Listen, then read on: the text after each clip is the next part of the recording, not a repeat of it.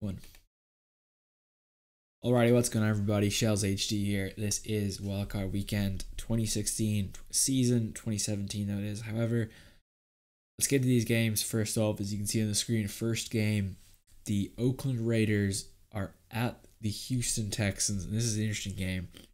Both teams are probably using their second best QB, if you want to say it that way. I think Brock Osweiler is not the answer in Tennessee, Jesus, at Houston.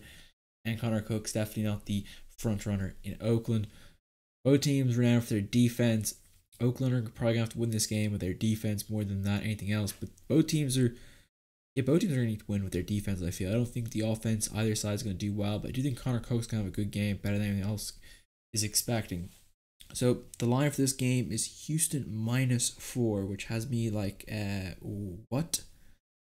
It makes no sense to me personally. I don't think Houston should be the favorite in this game. I think, if anything, the home field advantage obviously swaying this game about 6 or 7 points, to be honest. I feel like that's the way. I feel like if I'm going to pick this betting game, I'm going to pick the Raiders +4. Let's be honest, if the Raiders are going to lose this game, it's going to be close. I think this game could be a 10-9, 13-14 game. It's going to be within a field goal. I think it's going to be a tied game, close game.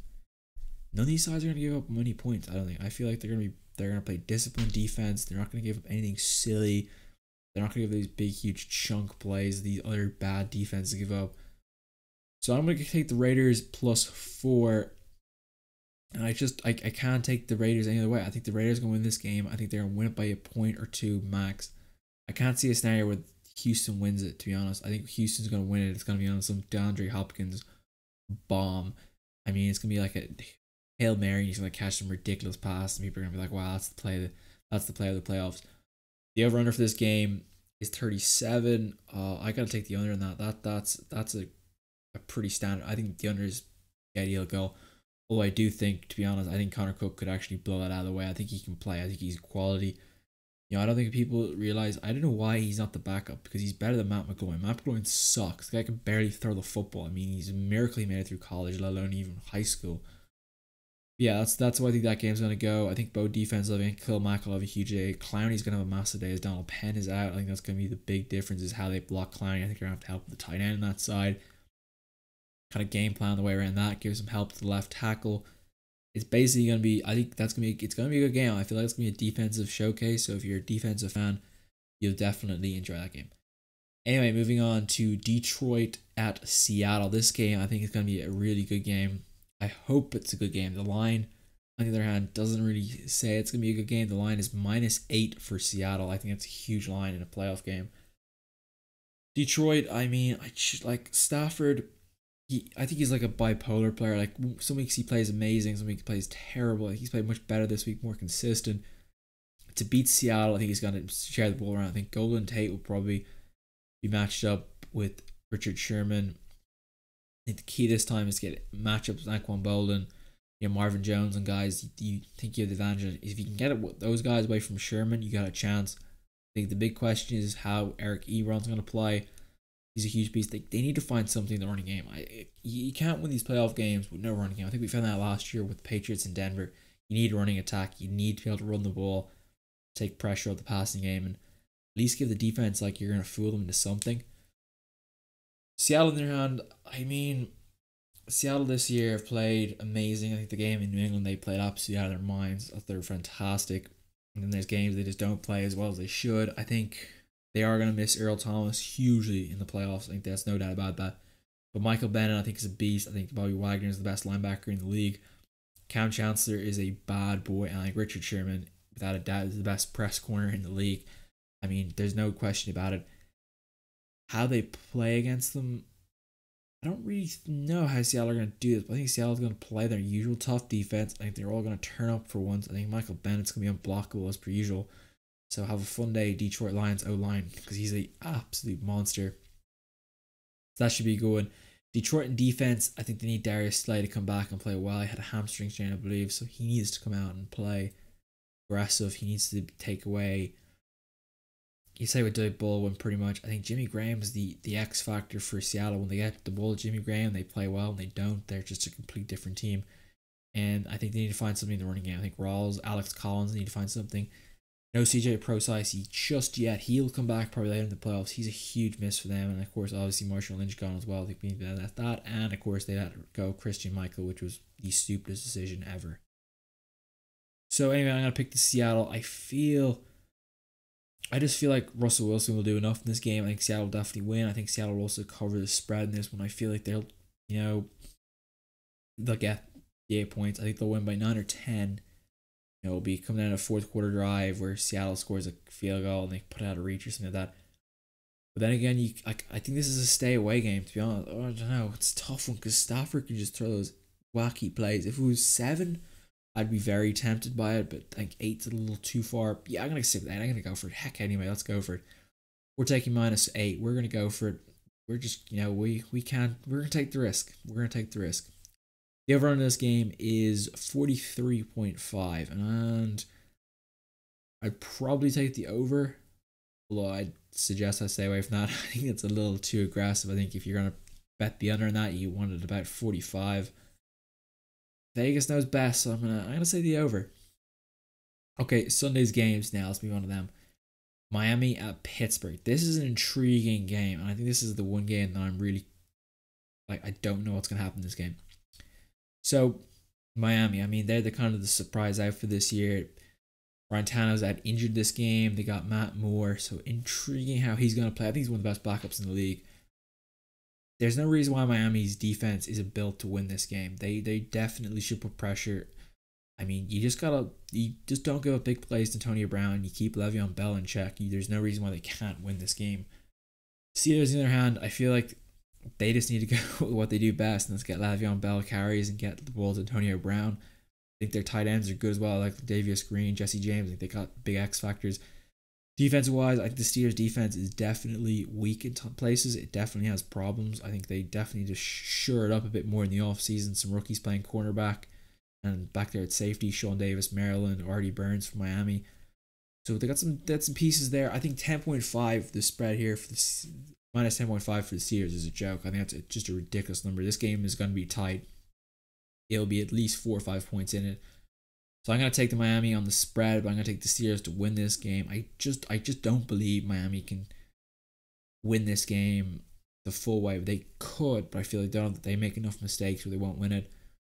I haven't looked at much of Miami injury news. I think Byron Maxwell might be out, so that might be a big loss to them. But Miami's just got to keep Seattle in front of them. You can't let Antonio Brown go to the top of you. You can't let they Steelers run those straight routes past you and they try to bomb it over your head. Don't let them happen.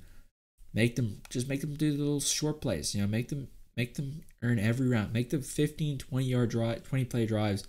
That's how you beat Pittsburgh. Miami needs to run the ball effectively. Pittsburgh, they need to run the ball effectively, obviously, to keep the game clock going. I think that's where the big weakness we saw last week, Miami getting absolutely slaughtered by the Patriots, was the running attack, and that's how you kind of do it. The over of the game, 45.5. With both defenses kind of shaky, I'd probably take the over in this one. I think this is a pretty over, is a banger for the over. I think this is a pretty confident one. I think I'd be pretty confident both sides scored 25. I think 24-25. Do I see 24-20? Yeah, I do, but I also see 27-26 and like 30-34. This game definitely, I think I'd take the over in this game happily. I'd more than happy to take that, and I'd definitely take the Miami. I think Miami's the best bet this entire season. I think plus 10.5 is exactly what I was. I don't think the Steelers are as good as people think they are. They're not even near a good team, I don't think, this year. Like they're nowhere near what the relationship they had last year. Like Ben Roethlisberger and Antonio Brown are on different planets with each other at the moment. They don't have that connection they had last year, and that's a big issue. Alrighty. Biggest game of the weekend, I think needs no more introduction. The New York Giants at the Green Bay Packers. This is the game I think I'm looking forward to the most out of all of them. The line for this game, the Green Bay Packers -5 points. So this is the intriguing game. I think the Giants defense this year, they hit everything in free agency. Janoris Jenkins has played out of his mind. Olivier Vernon's played out of his mind. Damon Harrison's been probably the best run-stuffing defensive tackle in the league. You just don't see that type of luck in free agency. And I'm just waiting, singly waiting this season. Okay, it's going to blow up this year. It's going to blow up this week. It's going to blow up this week. And it just hasn't happened. That defense is as solid as rock this year. Maybe it might blow up next season, but we'll have to see. I think how they're going to beat the Giants this seed, or how the Giants are going to win this game is by stopping those pass plays Rodgers does. I think they're going to be a little bit more disciplined. Like Olivier Vernon can cause problems. They need to speed up the pocket, because when you speed up Aaron Rodgers and keep him in the pocket, he makes mistakes. That's how you beat him. You don't let him out to the pocket, and you make him make mistakes. So, you got to treat him like a dual threat quarterback. Treat him like Russell Wilson, Cam Newton. You got to make him throw the ball quickly. Those guys, I think Eli Apple, Janoris Jenkins, and Dominic Rodgers-Cromartie are probably one of the best tandems cornerbacks in the league. They can definitely slow them down. I think you just got to stick your hands on Jordy Nelson, Dillon. Well, Devontae Adams seems to have an amazing year, and you got to cover him. The key to this game, I think, will be how Ty Montgomery plays. If you like Ty Montgomery, you get a few slippery plays where he gets 20 plus yards. If that's a game over for the Giants. On the Packers side of the ball, defensive wise, I don't believe in the Packers defense. They're banged up at cornerback again. I think that's a huge issue. I think teams are trying to exploit that. I think Odell Beckham is going to be the danger man as per usual. I think he's that slant that they ran to him and he just runs with it is lethal. I think you can let him near the ball. He got double coverage him. You got to blanket him. The X factor though, other than Beckham, I think it would be Sterling Shepard. I think that guy's uncoverable at times. It's like a juicy Julian Edelman kind of for the Giants. I think he's going to be a dangerous player. I don't know how the Packers are going to cover him. I think he's too elusive and he's going to be the danger man. The Giants as well, the Packers, they don't run the football very well. So this is going to be a passing game. I think that's the big thing. It's going to be a passing game. And if it's cold weather, I don't think it's going to be very good. I think Eli Manning, I just don't trust him in games. I know he's won 2 Super Bowls against my Patriots, but it's always that thing in my head where he's going to just collapse in a game. And I think this could be one of the games he collapses in potentially. It's a possibility, but I do think this game is going to be tight. I think this, the over-under, okay, well, let's look at the over-under first. The over-under, I definitely cannot see this going past 44 points. The over-under is 44.5. I'll happily take the under in this bad boy. But who wins this game? To be honest, I think I take the Giants with the spread. I think the game will be a 1 or 2 point win for either side. So I'm going to take the Giants with the spread. And I'm going to take...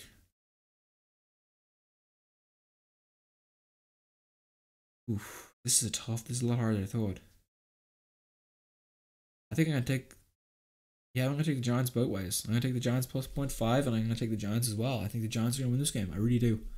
I think this is a defensive win game, and I think the Giants defense is just so much better in every depth than the Packers defense.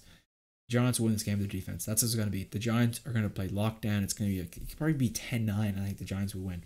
It's going to be a one slant at Odell Beckham, So that's my prediction. Anyway, guys, I hope you guys enjoyed the game. This game's this weekend. If you have any idea of yourself, what you think is going to happen, throw them up there. Let me hear you.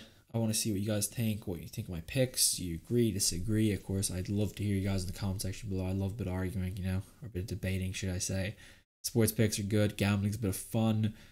Legalize gambling, America. Make America great again. Legalize gambling. It's the first thing you need to do, but they're never going to do that, are they? Because they're stupid.